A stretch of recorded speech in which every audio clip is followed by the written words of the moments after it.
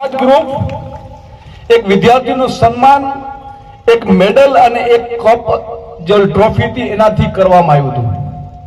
આનો એક લોજિક છે. આઝાદ તમે ગ્રુપનો જે લોગો જોશો ને એની અંદર પણ લખ્યું છે કે ઊંચી ઉડાન, હિંમત નથી હારવાની, લડવાનું છે, જે તમે સમજી શકો એવી રીતે.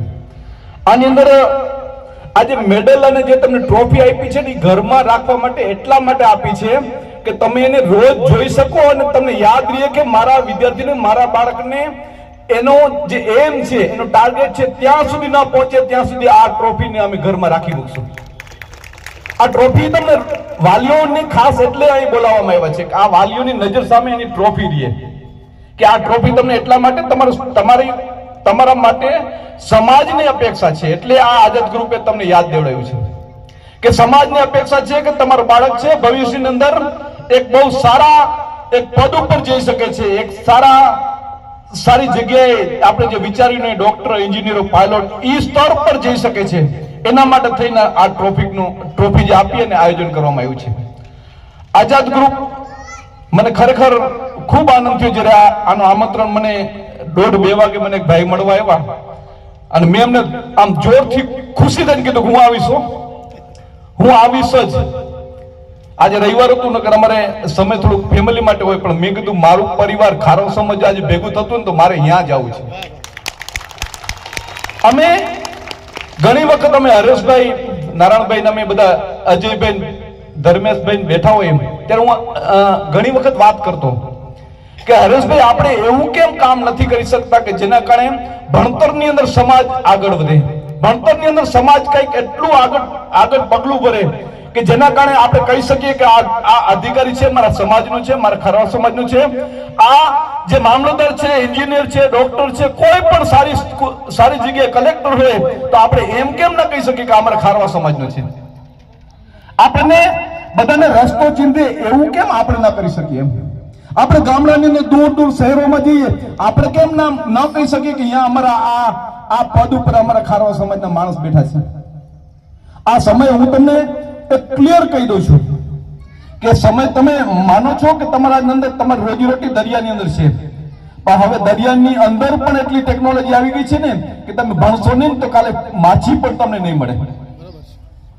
આજે જે ફિશિંગ કરવાની પણ ટેકનોલોજી વધી ગઈ છે. તમે લાઈન ફિશિંગ ને બધું સાંભળતા હશો. આજે આપણે 2-3 મહિના બંધ રાખવું પડે, કારણ હવે આપણે અત્યારે શું કરીએ? કાંઈ નહીં. અમે આ સમાજની સાથે, હું તો 2 વર્ષથી હું સાથે છું ખારવા સમાજની સાથે. મને ખૂબ આમ પહેલેથી બહુ દુઃખ થતું એમ. હરેશભાઈ અમે અજયભાઈ બેસતા ઘણી વાર હું ચિંતા કરતો કે યાર આપણા સમાજમાં કેમ કોઈ સારી પદ ઉપર નથી, આપણા સમાજમાં કેમ ભણતરને કોઈ આગળ નથી લાવતું. ત્યારે આ આઝાદ ગ્રુપ જેવા ગ્રુપોને હું જોઉં છું, મને ખૂબ આનંદ થાય છે કે નહીં, ભલે મોડા થયા પણ પાછળ તો નથી. આપણે ભલે મોડા થયા પાછળ તો નથી, અને ભવિષ્ય હજી આપણા હાથમાં છે, એને છોડીશું તો નહીં. ભવિષ્ય આપણી પાસે છે હજી.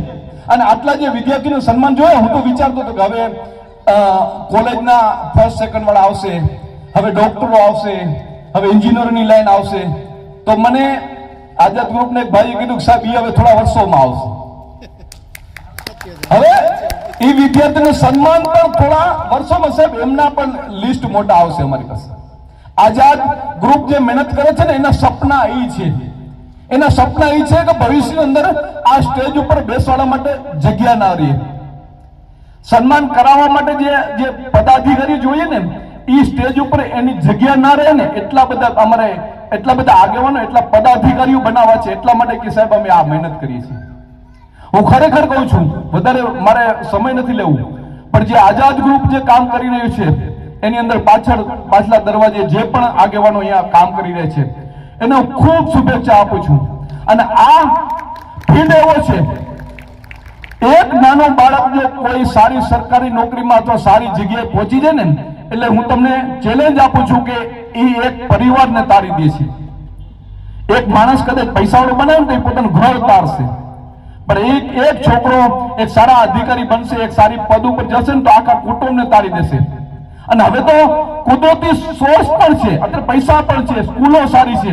વિષ્ણુભાઈએ બહુ સારી વાત કરી કે સાહેબ અમે આ સ્કૂલમાં ભણતા, આ 1 થી 7 આ સ્કૂલમાં ભણીને અમે આગળ આવ્યા. તો વિષ્ણુભાઈ જો ગુજરાત અને દેશ સ્તરે જો એવોર્ડ લાવતા હોય તો બીજા બધા વિદ્યાર્થીઓ કેમ ના લાવી શકે?